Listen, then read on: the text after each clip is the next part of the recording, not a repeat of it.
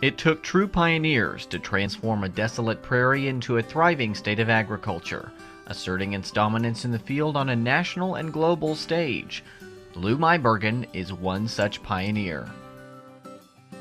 Born on September 5, 1931 in Enid, Lew was the first child of Mary Esther and Joe Meibergen. He grew up on the family farm 6 miles north of town, and from the time he was born was surrounded by agriculture.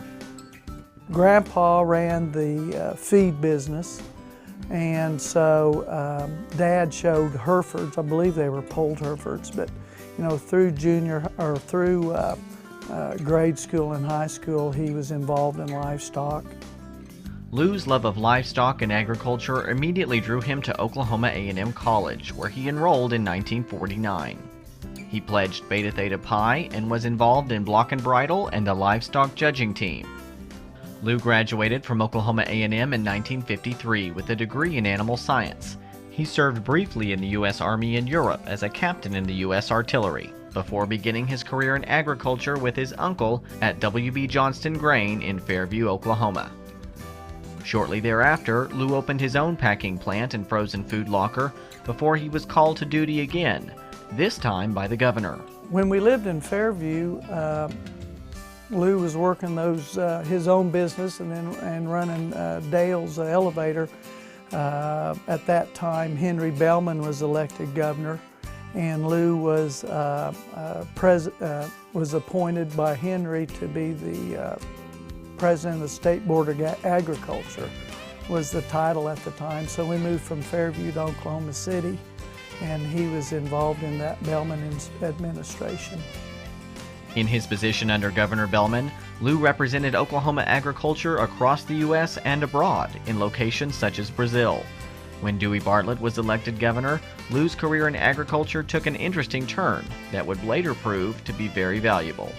And Liberty National Bank approached Lew and asked him to be in, I believe it was referred to at the time as their Southwest Division, which was their agriculture division.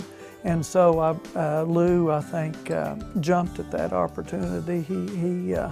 He thought he would enjoy that because it was all about production agriculture. While working for Liberty National Bank and Trust and First National Bank, Lew continued his working relationship with his alma mater and the College of Agricultural Sciences and Natural Resources. I arrived here at Oklahoma State University on the faculty in agronomy in 1976, and of course we were working with grains, feed, and seed, and shortly thereafter I met Lew Meibergen. He has vision, strong vision. He knows what he wants to do. He knows how to get there. That vision began to materialize in 1976 when Lew purchased W.B. Johnston Grain from his family, becoming the sole owner of the largest independent grain company in Oklahoma. It was Lew's prior experience in banking and finance that finally sealed the deal with his uncle, Dale Johnston. Lew's first year leading the company proved to be challenging. A new office in Marshall and a new elevator in Waukeeta were both destroyed by lightning within months of their construction. Lew also found that meeting the demand of buyers throughout the region couldn't be achieved in a timely fashion with the railroad capacity at the time. In true pioneer spirit, Lew turned his attention from the land to the water, specifically the Verdigris River and McClellan Kerr navigation system in eastern Oklahoma. Johnston Enterprises first opened Port 33 on the Verdigris in the early 1980s. The port allowed Lew to truck his products in one day to the river, where they could be shipped to other ports along the Mississippi. But the big thing it did is, again, open up markets, both export of wheat and other crops, and the import of products that we need here in Oklahoma. So that port's played a vital role in Oklahoma's ag ability to survive in agriculture. Since the opening of Port 33, Johnston Enterprises has thrived. Today, the company has 22 grain elevators in Oklahoma and Texas. Its grass seed operation is closely aligned with OSU and has seen success not only in Oklahoma, but also around the globe. We've licensed varieties of seed varieties to Lew in different capacities. And so all of that contributes back to what we're able to do in our division. And I think the most recent is the Riviera. It was on the Beijing Olympic baseball field. It's on several college and pro sports fields or practice fields. And it's on several high school fields around the state of Oklahoma. Lew's support of his alma mater has gone far beyond grass seed.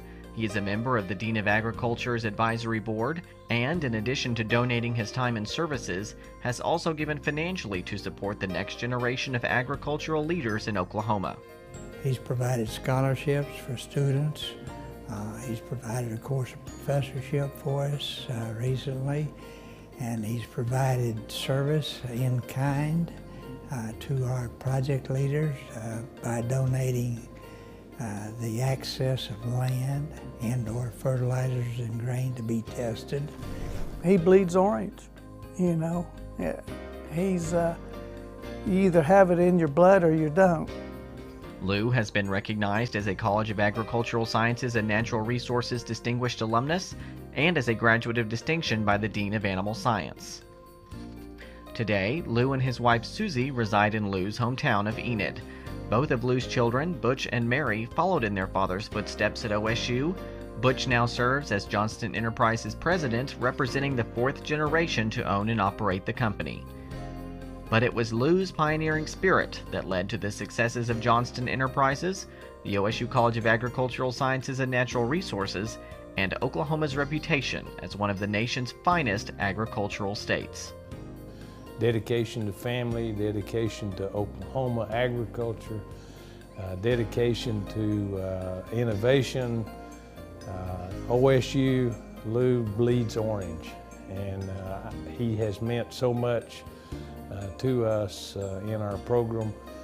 And so the word dedication to me is a word that pretty well describes Lew Meibergen.